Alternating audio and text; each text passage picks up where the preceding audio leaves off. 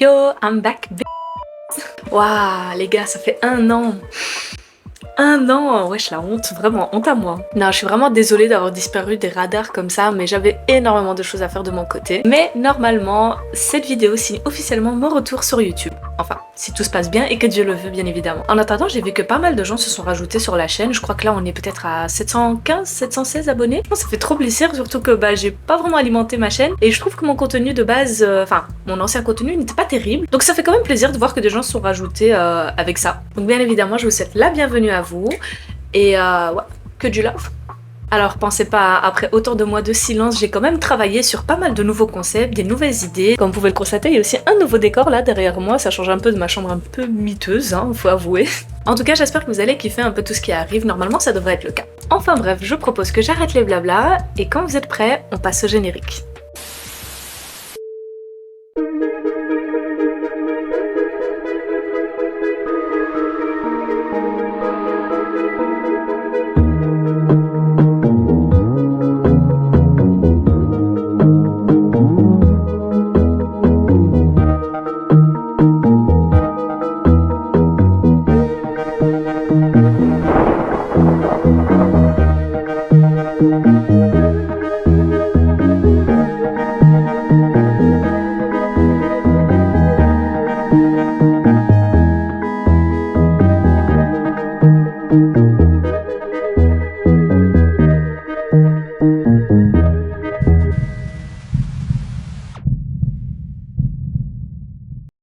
Alors, avant de commencer, vu que ça fait longtemps, déjà, comment vous allez? J'espère sincèrement que tout se passe bien dans vos vies, au travail, vos études, etc. etc. Vous devez le savoir maintenant, l'horreur c'est quelque chose qui m'a toujours fascinée. Et en tant que grande fan qui se respecte, j'ai regardé pas mal de films d'horreur, surtout ceux qui traitent du paranormal. C'est vraiment mon thème préféré. Et récemment, j'ai enfin regardé un film culte, L'Exorciste. Alors la version de 1973, hein, pas le tout récent là de 2023 que j'ai vraiment pas aimé. Et oui, me demandez même pas comment ça se fait que j'ai mis autant de temps à le regarder alors que c'est quand même un film qui genre... ça se skip pas. Mais écoutez, j'aime prendre mon temps. Alors pour ceux qui ne le connaissent pas ou qui ne l'ont pas encore vu, déjà je vous conseille vraiment d'aller le regarder. Mais en gros, le film raconte l'histoire d'une jeune fille qui s'appelle Regan, qui commence à se comporter de manière un petit peu étrange après avoir joué avec une planche de Ouija. Alors sa mère, qui est super inquiète, tente de comprendre ce qui lui arrive. Et disons juste que à partir de là, ça commence à partir totalement en vrille. Je vais pas en dire plus parce que j'ai pas envie de vous spoiler, mais vraiment si vous l'avez encore jamais vu, je vous le conseille vraiment parce qu'il mérite totalement son statut de film culte dans l'horreur. D'ailleurs, si vous regardez souvent des films d'horreur, vous aurez probablement déjà remarqué que la planche de Ouija, c'est quelque chose qui est assez récurrent. Et il est souvent associé à des événements, mais genre super flippants. On le voit par exemple dans The Conjuring, ou encore dans Ouija, les origines, qui tournent entièrement autour de cette fameuse planche. Et à chaque fois, en fait, ça finit, genre, pas très bien.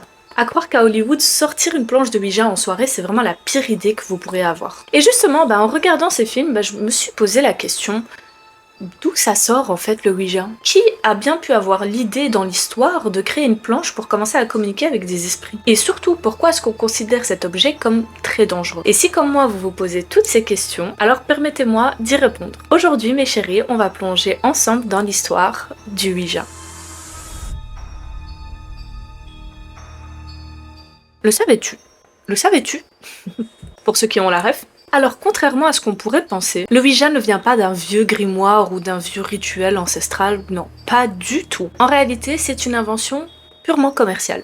Né en pleine mode du spiritisme au 19e siècle. Ouais, je trouve aussi, ça gâche un peu déjà tout le côté un peu mystique en fait de la planche. L'idée en réalité vient de Charles Kennard, un homme d'affaires, et Elijah Bond, un avocat spécialisé en brevets. Et en 1890, ils s'associent pour fonder la Kennard Novelty Company, située à Baltimore. Leur but serait de profiter de l'engouement qu'il y a autour du spiritisme en créant un outil révolutionnaire pour communiquer avec l'au-delà. Donc à l'époque, inspiré des planchettes utilisées par des médias, il développe une version alphanumérique plus accessible au public, où donc la planchette pouvait pointer directement sur les lettres et les chiffres. Dessus, il y a donc des lettres de l'alphabet, des chiffres de 0 à 9, les mots oui, non et au revoir. Le 10 février 1891, le brevet est déposé. Et donc la planche Ouija devient officiellement une invention protégée. Alors malgré un succès commercial énorme, leur entreprise fait quand même faillite en 1892. Très vite, c'est un certain William Fuld et son frère Isaac, des employés de la Kennard Novelty Company, qui vont prendre le contrôle du business et populariser le Ouija à une très très grande échelle. Et donc c'est grâce à eux que la planche devient un phénomène commercial, vendu en fait comme un jeu de société. Donc c'était bien évidemment beaucoup plus accessible à tout le monde. Donc non, à l'époque en fait c'était pas vraiment un truc flippant, c'était un jeu de société quoi. C'était le truc que les gens s'achetaient pour s'amuser en famille. Ça paraît un peu bizarre, en vrai dit comme ça. En fait, c'est seulement en 1912 qu'une médium aurait utilisé cette planche pendant une séance de spiritisme. Et donc c'est ça qui aurait refait pop la planche dans le monde de l'occultisme. Maintenant, le nom, d'où ça sort ça, Ouija? Alors là, il y a plusieurs théories qui existent. La plus répandue, c'est que le mot Ouija est un nom composé. C'est une combinaison de oui en français et ya en allemand. Donc littéralement, oui oui, de nouveau pour ceux qui ont la ref. En vrai c'est un peu bizarre parce que ça veut rien dire de spécial. Mais selon une autre version, l'inventeur du Ouija et ses amis auraient fait une séance de spiritisme avec le Ouija pour lui demander comment est-ce qu'elle voudrait s'appeler. Oui, parce que son avis compte à elle aussi, bien évidemment. Et là, la réponse aurait été Ouija. La planche aurait même ajouté que ce mot signifiait bonne fortune en ancien égyptien. Ce qui est totalement faux, mais bon, ça rajoute un peu de spice au storytelling. Maintenant, la prochaine question, c'est à quoi sert le Ouija? Alors là, c'est une question assez complexe, parce que le Ouija peut être perçu de manière totalement différente en fonction de la personne qui l'utilise et en quoi cette personne croit. Pour certains, c'est juste un jeu, un outil de divertissement, mais pour d'autres, c'est littéralement une porte vers l'au-delà. Alors voyons ça sous plusieurs angles. Pour les partisans du spiritisme et ceux qui croient en la possibilité de communiquer avec l'au-delà, le Ouija est avant tout un moyen de communication avec l'au-delà. C'est un objet qui, selon eux, permet d'établir une connexion avec des esprits de défunts, ou même d'entités invisibles. En théorie, la planchette, elle, se déplace sur les lettres et les chiffres qui forment du coup des messages. Ces messages sont donc interprétés comme venant de ces esprits. Les sceptiques, bien évidemment, n'y croient pas du tout, et ils voient simplement un jeu mystique. Mais pour les personnes convaincues par cette idée, c'est un outil extrêmement puissant pour obtenir des réponses à des questions très importantes, parfois même très personnelles. On parle de tout, des réponses simples aux grandes questions existentielles, comme par exemple « Quand vais-je mourir ?» ou « Qu'est-ce que je dois faire de ma vie ?» Maintenant, un autre point de vue un peu plus scientifique. Selon la psychologie, le Ouija peut être vu comme une expérience psychologique où les participants influencent inconsciemment les mouvements de la planchette. Ce phénomène est connu sous le nom de l'effet idéomoteur. Ce sont donc des mouvements inconscients de nos muscles qui se produisent en fait sans qu'on se l'en rende compte, ce qui donc fait bouger la planchette. Autrement dit, les participants de la séance, sans même se rendre compte, déplacent eux-mêmes la planchette. C'est un peu la même histoire avec le pendule, je sais pas si vous avez déjà vu ça, ou même essayé, mais en gros, on se raconte une histoire tellement forte que notre cerveau va commencer à bouger notre corps et nos mains vont donc commencer à aller dans ce sens. Donc en gros, si vous êtes persuadé que vous allez communiquer avec une entité pendant votre séance de Ouija, votre cerveau, votre subconscient va faire en sorte que cette croyance devient une réalité. Ce phénomène a été largement étudié et prouvé dans des contextes psychologiques. Comme par exemple une expérience où quand on bandait les yeux des participants, les lettres et les chiffres pointés devenaient totalement incohérents. Ce qui est important de comprendre en revanche, c'est que l'utilisation de Ouija ne se limite pas à un simple jeu ou à un rituel sans conséquence. Même si certains peuvent utiliser la planchette de façon totalement décontractée, il existe tout de même des risques psychologiques pour certaines personnes. Cela peut aller de la peur irrationnelle à des effets bien plus profonds. Effets anxiogènes, cauchemars et insomnie, hallucinations, effets de suggestion, etc. etc. En bref, le Ouija, c'est bien plus qu'un simple jeu de société. C'est un outil à multiples facettes, qui peut être un simple divertissement comme un autre pour certains, et un véritable outil de communication avec les esprits pour d'autres. Et clairement, ça n'empêche pas les histoires flippantes à mort, ce qui nous emmène d'ailleurs à la prochaine question. Pourquoi le Ouija est-il considéré comme dangereux ?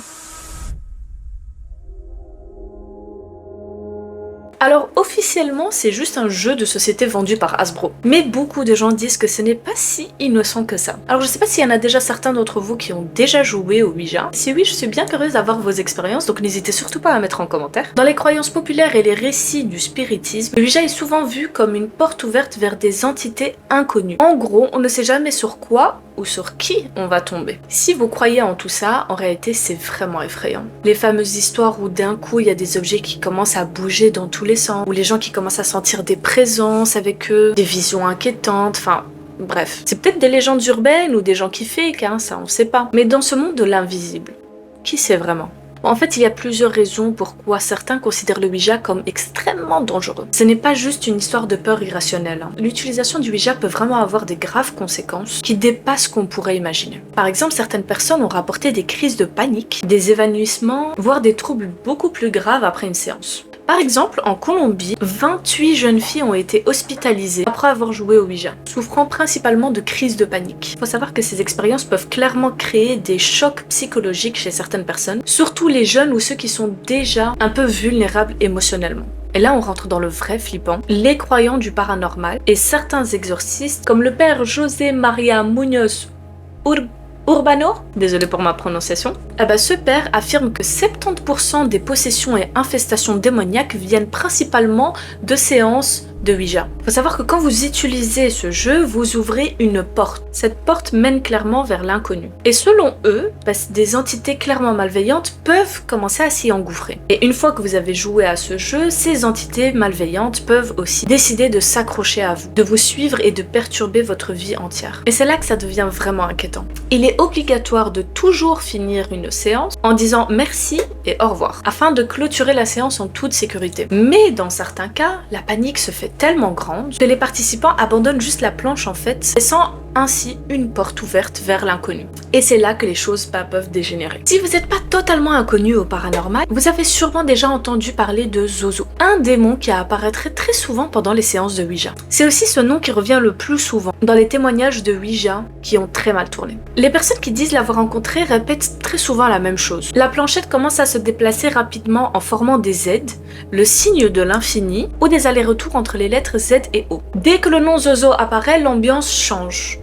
Malaise, frissons, bruit étrange dans la pièce. Et après la séance, certains témoignent même de cauchemars intenses, de malchance inexplicables et même de figures sombres qui apparaîtraient dans leur chambre. Zozo est souvent décrit comme trompeur et manipulateur. Il commencerait d'abord par se montrer très amical, puis deviendrait d'un coup menaçant, en posant des questions étranges ou en incitant les joueurs à faire des choses très dangereuses. Zozo est donc un pervers narcissique. Je pose ça là, hein. Certains affirment même qu'il s'attache aux participants, provoquant des phénomènes paranormaux persistants. Est-ce que Zozo est un vrai démon ou juste une légende urbaine amplifiée par internet? Les sceptiques pensent que le mythe de Zozo, mis à part le fait d'avoir un prénom totalement ridicule, est un effet psychologique collectif. Les joueurs, influencés par les histoires qu'ils auraient lues sur le net, finissent par projeter leur peur sur la planchette. En gros, si vous avez entendu parler de Zozo avant de faire une séance Ouija, votre cerveau va de nouveau créer une réalité où ce Zozo existe. Pour les moins sceptiques, pensent que Zozo est un nom qui a été utilisé par plusieurs entités pour semer la peur et instaurer une sorte d'emprise psychologique sur les joueurs. Mais d'où vient réellement ce nom? En réalité, la première mention du nom Zozo remonte en 1818, bien avant Internet et les films d'horreur. Il apparaît dans le dictionnaire infernal de Jacques Collin de Plancy, qui raconte un cas de possession en Picardie, en France, en 1816, où une jeune fille aurait été tourmentée par 3 démons, dont Zozo. Mais en y regardant de plus près, ce cas se rapproche beaucoup plus d'un trouble psychiatrique qu'une véritable possession démoniaque. Ce qui est intéressant, c'est de voir que Zozo ne figure dans aucun texte ancien sur les démons, comme le Lémégéton, je sais pas comment ça se prononce, ou le Pseudo-Monarchia Demonium. C'est des noms, ma foi. Bref, ce sont des livres qui listent des grands démons maléfiques et d'autres esprits connus depuis des siècles. Et contrairement à des entités comme Baal ou Pazuzu, Zozo ne semble pas avoir d'origine religieuse ou mythologique précise. Alors pourquoi ce nom revient-il aussi souvent? En réalité, c'est surtout à partir de 2009 que la légende de Zozo explose, grâce à un gars, Darren Wayne Evans. Il a partagé sur internet un témoignage racontant comment Zozo l'aurait hanté lui et toute sa famille. Il les aurait manipulés et provoqué des événements très étranges. Son récit, lui, a été très vite repris, amplifié et même adapté dans des documentaires et des films d'horreur. Depuis, Zozo est devenu une figure culte du paranormal. Mais la question reste ouverte. Est-ce un véritable démon qui se manifeste à travers le Ouija ou juste un mythe alimenté par les peurs collectives et les histoires virales sur internet? Alors, à votre avis? Bien évidemment, si on parle de paranormal, on ne peut pas ignorer Ed et Lorraine Warren, les célèbres enquêteurs du paranormal. Eux seuls ont inspiré je ne sais combien de films d'horreur. Selon eux, le Ouija, ce n'est absolument pas un jeu, mais plutôt un outil extrêmement dangereux, qui d'ailleurs ne devrait jamais être utilisé. D'après Lorraine, chaque séance de Ouija est une invitation ouverte. Le problème, c'est qu'on ne peut pas filtrer qui répond Non, non, on n'est pas sur Instagram. Ça pourrait être un simple esprit errant qui répond, mais aussi une entité très malveillante, qui chercherait à ce moment-là une porte d'entrée dans notre monde. Faut savoir que les Warren ont enquêté sur plusieurs cas de hantise et de possession qui auraient commencé par l'utilisation du Ouija. Pour eux, la planche affaiblit clairement la barrière entre notre monde et celui des esprits, ce qui permettrait aux esprits et aux démons d'interagir plus facilement avec nous. Et c'est pas ça le pire, mais selon eux, c'est que la plupart des gens n'ont juste aucune idée de ce qu'ils font. Les gens pensent juste discuter avec un esprit pendant une petite séance de Ouija, alors qu'en réalité, ils pourraient être en train de clairement inviter quelque chose de très bresson dans leur vie. Alors est-ce que tout ça n'est que des histoires exagérées ou alors une véritable menace spirituelle? Difficile à dire en vrai. Mais ce qui est sûr, c'est que beaucoup de gens ont eu des expériences très troublantes avec le Ouija. On arrive à un stade où des enquêteurs du paranormal conseillent mais de ne jamais y toucher. Et en vérité, si même eux disent ça, moi perso, je suis pour ne pas tenter le diable. Bon, il y a d'un côté les légendes urbaines, et puis il y a les histoires bien réelles qui ont largement contribué à la réputation flippante du Ouija. Depuis sa commercialisation en 1890, des faits divers très troublants sont venus alimenter le mythe, allant d'incidents mystérieux à des drames bien réels et bien documentés. Comme je vous avais dit, le Ouija a provoqué pas mal de crises de panique collective dans plusieurs établissements scolaires. Comme par exemple déjà dit, en mars 2023, en Colombie, 28 filles ont été hospitalisées. Un autre cas en novembre 2022 a vu 11 élèves s'effondrer après une session, présentant des vomissements violents, douleurs abdominales et spasmes musculaires. Mais alors là où ça devient vraiment glauque, c'est quand certains ont commis des actes assez violents en affirmant avoir été influencés par la planche. En 1993, en Arizona, une adolescente de 15 ans a tiré sur son père, expliquant que le Ouija lui avait dit de le faire. Mais derrière cette affaire, il s'avère que la mère ait manipulé la situation pour toucher une assurance vie. En 2001, en Oklahoma, une femme de 53 ans a poignardé son beau-fils pendant son sommeil, convaincue que le Ouija lui avait révélé qu'il était possédé.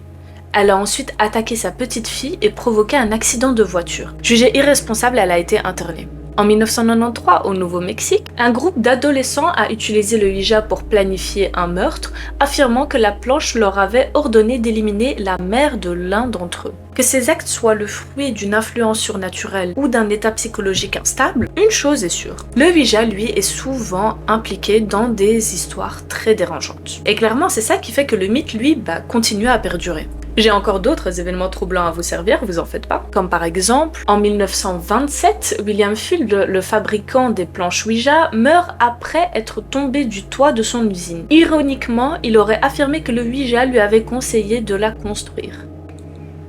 Année 90, à Madrid, une ado, Estefania Gutiérrez Lazaro, meurt dans des circonstances mystérieuses après avoir utilisé un Ouija avec ses amis dans la cour de son école. Sa famille a ensuite vécu des phénomènes paranormaux qui ont inspiré le film Veronica. En 1977, Enfield à Londres, la célèbre affaire de poltergeist de la famille Hodgson aurait été déclenchée après une séance de Ouija. Et c'est bien évidemment cette histoire qui a inspiré le film Conjuring 2.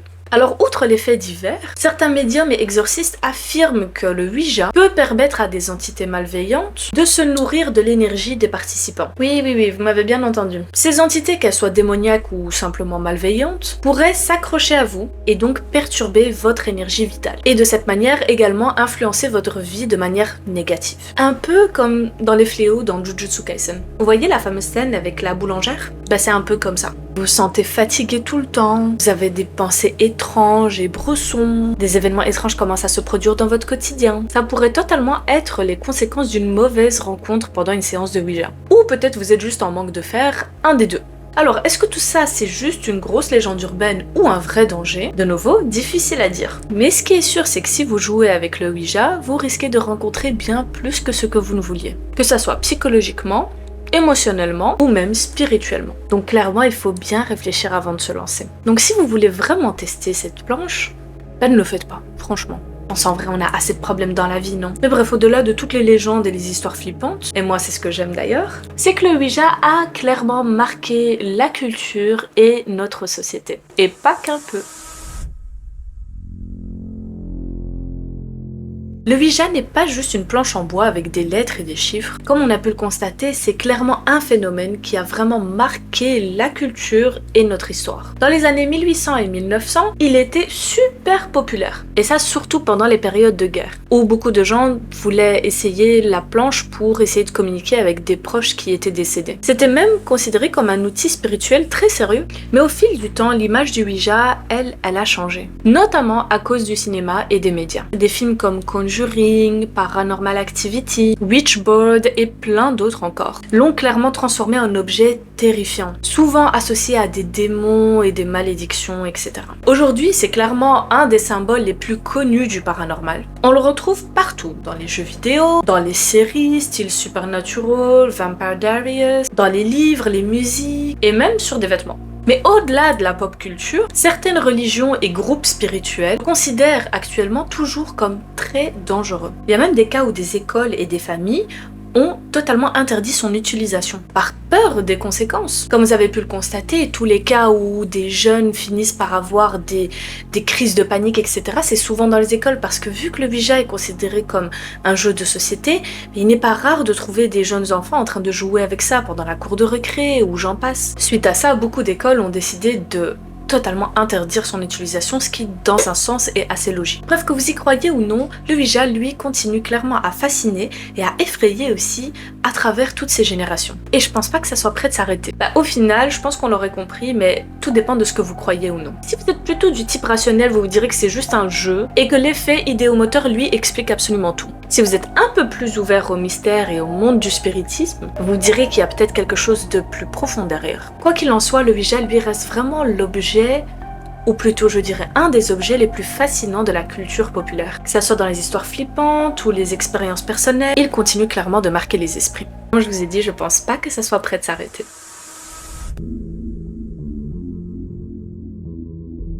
Voilà, ça c'est un petit peu l'histoire du Ouija et tout ce qui l'entoure. Alors je sais pas qu'est-ce que vous en pensez, vous? Est-ce que vous croyez au vrai danger du Ouija? Ou vous êtes plutôt du genre à vous dire que c'est juste un mythe? Dites-moi en commentaire et surtout dites-moi aussi si jamais vous l'avez utilisé, qu'est-ce qui en est ressorti? Moi perso j'ai jamais compris le but même d'y jouer en vrai. Certes c'est vrai que c'est très fascinant, mais comme on l'a dit, qu'on y croit ou pas, ça peut avoir de telles répercussions. Je trouve que ça en vaut pas vraiment la chandelle. Mais cette envie de toujours avoir ces choses sensationnelles chez l'humain, moi je trouve que c'est ça qui est le plus fascinant en vrai. Bien évidemment, je ne conseille absolument pas d'utiliser cette planche, vraiment pas. Déjà psychologiquement c'est pas ouf et énergétiquement parlant, bon non, parlons même pas. Après mon avis est aussi peut-être influencé par le fait qu'un membre de ma famille a essayé un jour de jouer au Ouija. Et que dire, mais l'invitation qu'ils ont lancée dans l'espace ce soir-là a clairement été acceptée par quelque chose de très glauque. Clairement ça les a totalement traumatisés. Moi perso je crois aux énergies, aux entités, au monde de l'invisible. Et que dire, j'ai assez de problèmes dans ma vie pour aller m'en rajouter carrément dans le monde que je ne peux même pas voir. Donc vraiment comme je vous ai dit, je le conseille pas, restez en sécurité mes bébés, vraiment. Enfin bref, dans tous les cas, moi j'espère que ça vous a plu cette petite vidéo, ce petit comeback. Moi dans tous les cas j'ai adoré faire toutes ces recherches, un petit peu refaire tout ça quoi, franchement ça m'avait manqué. Donc si vous aussi vous avez kiffé, vous connaissez la chanson, abonnez-vous, likez, mettez des petits commentaires, des petits cœurs, des petits fantômes, je sais pas, enfin ce que vous voulez. Activez surtout la petite clochette pour pas manquer les prochaines vidéos qui arrivent. Et moi je vous dis à très bientôt mes chéris, bisous.